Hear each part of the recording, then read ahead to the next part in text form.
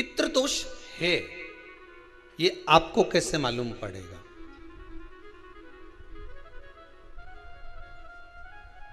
पितृ भूखे हैं इसका तो वर्णन हमने पहले कर दिया कि रात्रि को जब आप सोने के बाद में 1-1.5 घंटे बाद अगर आपकी नींद खुल जाए, 1 घंटा 1.5 घंटा आप सो लिए, उसके बाद जो नींद खुली तो 1-1.5 घंटे तक अगर आपको नींद नहीं आ रही है, रात्रि को सोने के बाद में 1 घंटे बाद जब उठे तो आपको प्यास लग गई,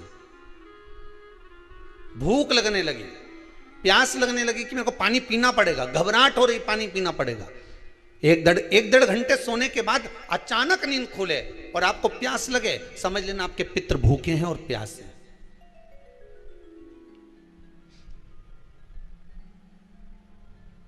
वो भूखे और प्यासे हैं, उनको जल की जरूरत है।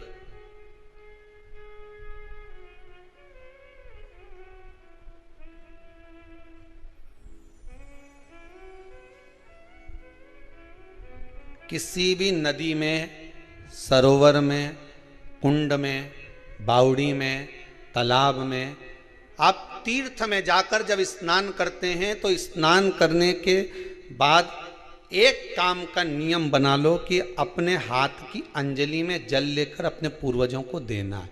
प्यासे रहते हैं, भाग मांगते हैं।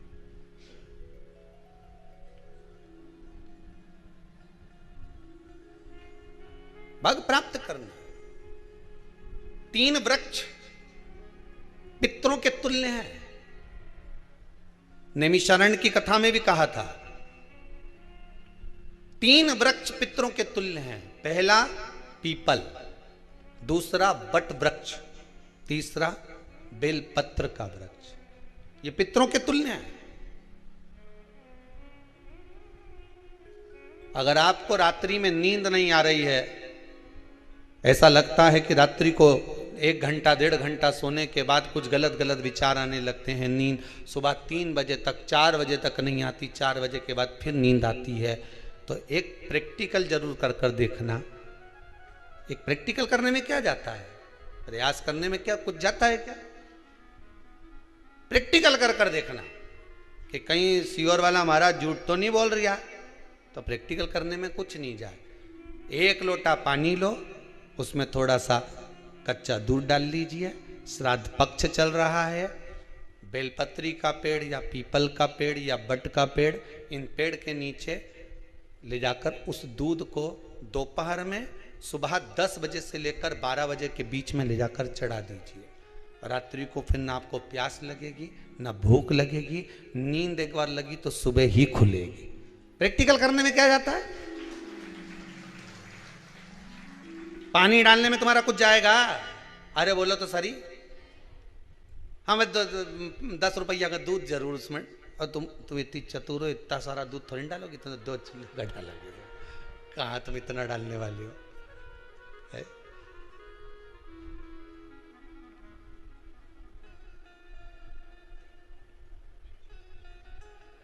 कहा बहुत चतुर चतुर लोग हो रहे संसार में हो, भले पूजन पाठ नहीं करे पर कहीं का एकदम मिलने आ जाए ना, क्या अम्मा जी है क्या पाठ कर रही है, फिर वो भी बैठ गई तुरंत, अभी तो सोई थी,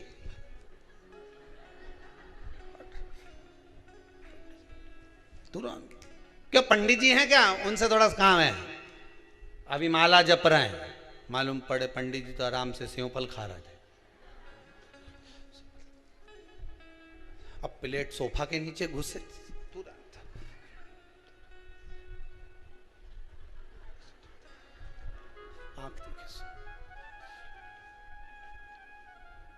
प्रैक्टिकल करने में क्या जाता, कुछ भी नहीं बिगड़ेगा, ये तो बस जल डालोगे तुम्हारा ही कुछ अच्छा हो सकता है, बाबा की कृपा है।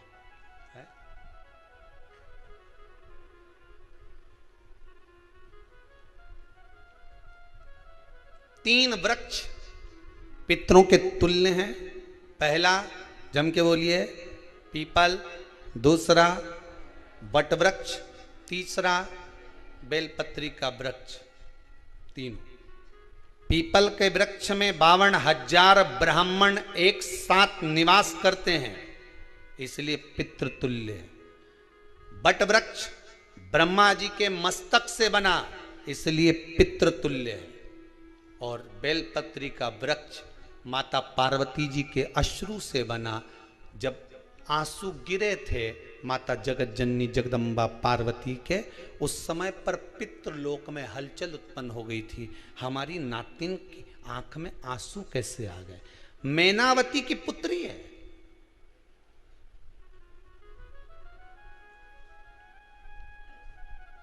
पितरों की नातिन, इसकी अश्रु कैसे गिर गए?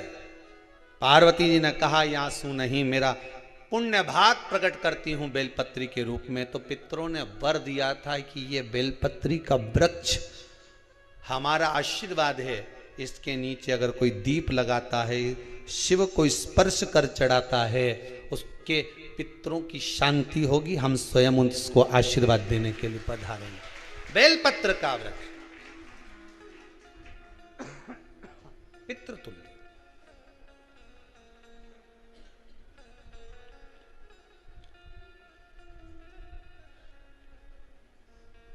तो रात्रि को अगर भूख लग रही है, प्यास लग रही है, तो पितृदोष है। दूसरा पितृदोष का लक्षण बताया, घर में कोई शुभ कार्य ना हो, वंश की वृद्धि ना हो। 1 रुपये कमाओ, 1.25 रुपये खर्च हो रहे हैं, पैसा 10 जगह से कमाई आ रही है पर घर में टिक नहीं पा रही है, आया गया, पितृदोष है। जरा सी कटोरी पड़ी है, उसके पीछे विवाद चालू हो जाए, पानी ढुल गया, उसके पीछे विवाद हो जाए, या छोटी छोटी बात में घर में क्लेश मचा हुआ है, पितृदोष है। समझ लो हमारे पूर्वज हमसे खुश नहीं है, प्रसन्न नहीं। कोई कहता है गुरुजी श्राद्ध बड़े बेटे को करना चाहिए कि छोटे को करना चाहिए? शिव महापुराण की कथा कहती है, अगर जायदाद का पूरा हिस्सा बड़े ने लिया हो और तुमने अपनी माता का दूध ना पिया हो तो एक ही को कर लेने दो। अगर माता का दूध पिया है और अगर एक अंगूठी भी ली है, जरा सा एक कपड़ा भी अगर सास का लिया है, तो श्राद्ध तो तुझे करना ही पड़ेगा, करना ही पड़ेगा। तूने मेरा दूध पिया है तो बिल्कुल जम के तो बोलो। अगर तुमने उनका कुछ खाया है तो अब एक काम और हो सकता है, गुरुजी वो श्राद्ध अगर हम नहीं करें और बड़े भैया करें और हम उन्हीं के यहाँ चले जाएं तो चले जा, मना कौन कर रहा है? पूड़ी का तेल तू ले जा, खीर का दूध 2 थैली तू खरीद के ले जा। जितना वहां वो सेवा करे उतनी सेवा तुम करो। गलत है क्या? जायदाद का भी तो हिस्सा किया था।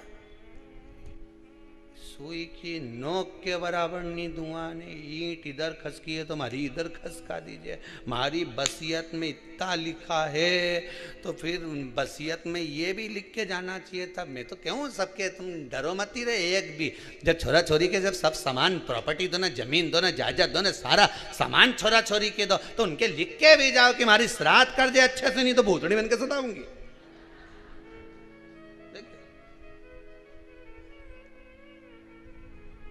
श्राद्ध करो। कितना दिया तुमको? बोलो, ईमानदारी से बोलना, कितना दिया? ढेरों। और एक बात बहुत अच्छे से कहूंगा, आप लोगों के जीवन में उतरे। अगर मायके में भाई, मायके में भाभी, मायके के लोग अगर आपके माँ बाप का श्राद्ध नहीं करते हैं तो बेटी भी अपने माता पिता का श्राद्ध कर सकती है। उसने भी दूध पिया है अपने माता पिता का, पर वो श्राद्ध का भोजन कौन कराएगा? बेटी का पुत्र हो, बेटी की पुत्री हो, वो कराए। और नाम वो नाना नानी का ले ले, करे। अगर वो नहीं कर रहे हैं, वो नहीं संभालते, वो नहीं जानते, तो आप करो, तो करे। 2 भाग होते हैं।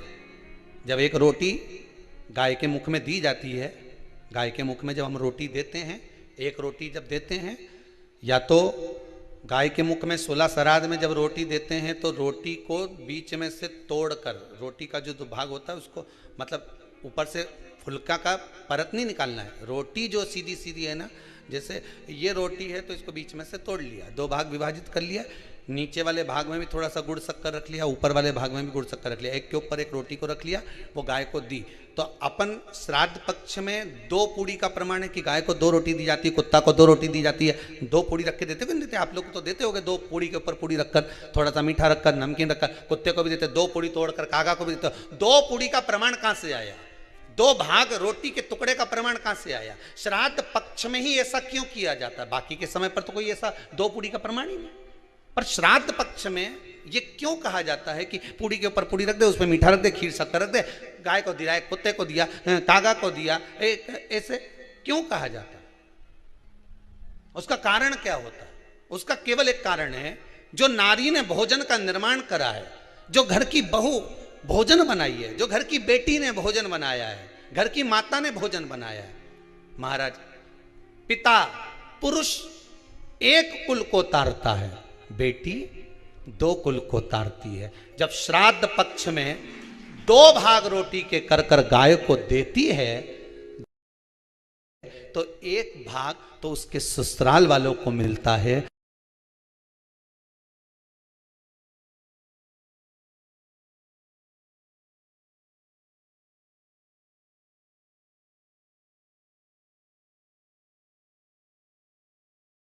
मायके को भी मिले, ससुराल को भी। जब गया जी का पिंड होता है तो नाना नानी सबका स्मरण कराया जाता है। 2 भाग,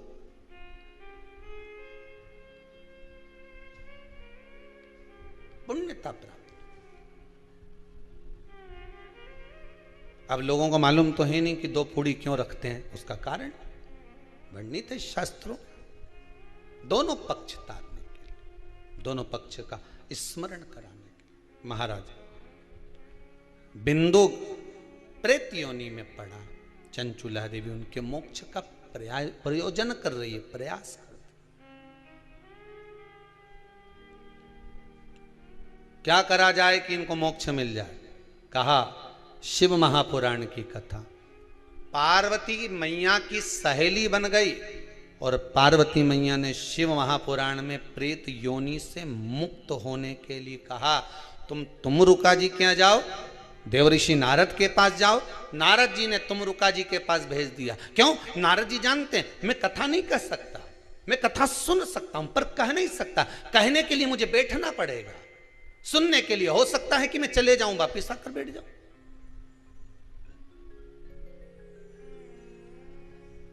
तुमरुका जी से कहा कथा कह दोगे? हाँ, कहने में क्या दिक्कत है? मेरे पति को प्रेत योनि से मुक्त करना है। तुमरुका जी बोलते हैं केवल तुम्हारा पति प्रेत योनि से मुक्त नहीं होगा।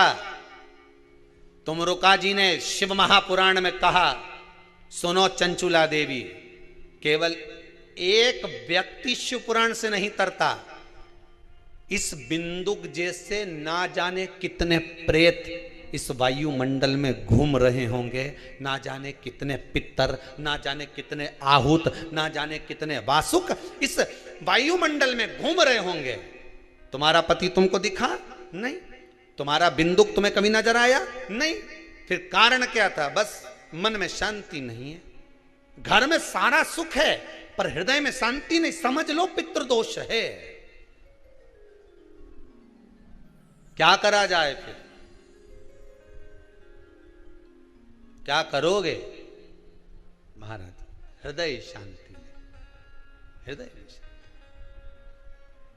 केवल एक अकेला बिंदुक शिव महापुराण की कथा सुनकर नहीं तरेगा।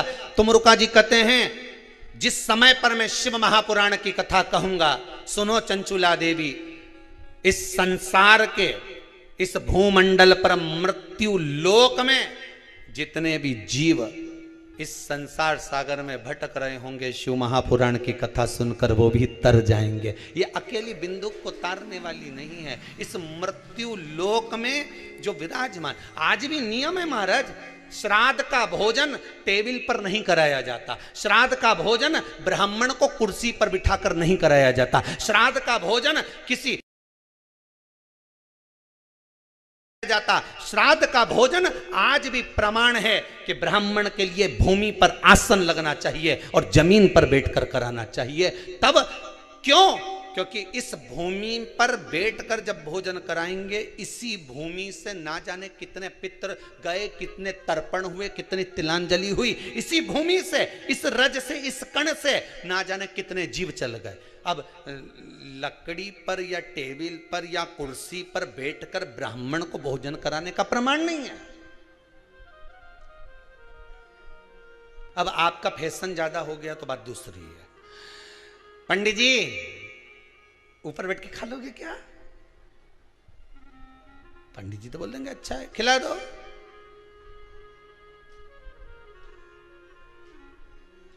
ऊपर बैठ के क्यों? वो झुकने में थोड़ी सी कमर लचक जाए, क्योंकि खीर परसेगी तो झुकना पड़ेगा। अब ब्राह्मण अगर भोजन करने आसन पर बैठेगा, तुम अगर थोड़ा झुककर परसोगी, ब्राह्मण के सम्मुख में आप थोड़ा सा भोजन कराते समय झुकोगी। जरा विचार करिए, यशोदा मैया के घर में संतान नहीं थी। यशोदा जी श्रावण के महीने में श्रावणी करने आए हुए ब्राह्मण को मात्र खीर परोसने के लिए गई थी। 52 साल की उम्र थी, संतान का सुख नहीं दिख रहा था, खीर परोसने के लिए गई। उतनी देर में ब्राह्मणों ने देखा इनके घर में संतान नहीं है, पुत्र भव कह दिया। और यशोदा जी के पति श्री नंदराय जी कह रहे हैं कि बाबा मैं 60 का या 55 की, बाल हो गए धोले, और तुम कह रहे हो पुत्र होगा। कहां से होगा? ब्राह्मण कहते हैं ब्राह्मण जब भोजन करता है, भोजन करते समय जब वर देता है, वो वर गलत नहीं हो सकता, कहीं से भी आएगा, पर छोरा तो आएगा। और आया, कहीं से भी आया, पर पुत्र आया, क्योंकि आशीर्वाद दिया था। श्राद्ध पक्ष का भोजन टेबल पर नहीं, कुर्सी पर नहीं, श्राद्ध पक्ष का भोजन ब्राह्मण को आसन लगाकर जमीन पर कराना चाहिए, भूमि पर।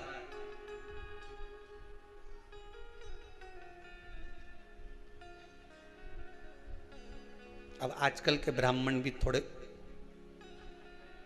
नीचे,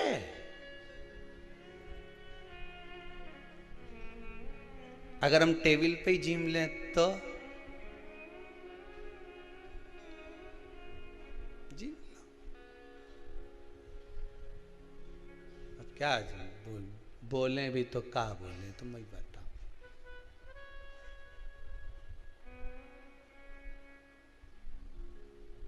थोड़ा सा भाग भूमि का हो महाराज। तर्पण तिलांजलि सब भूमि पर।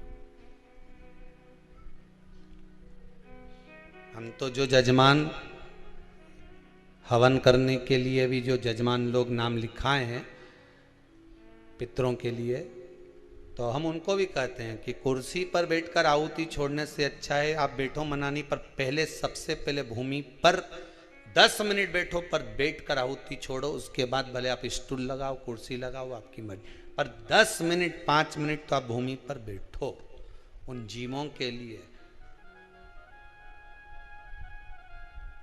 उन जीवों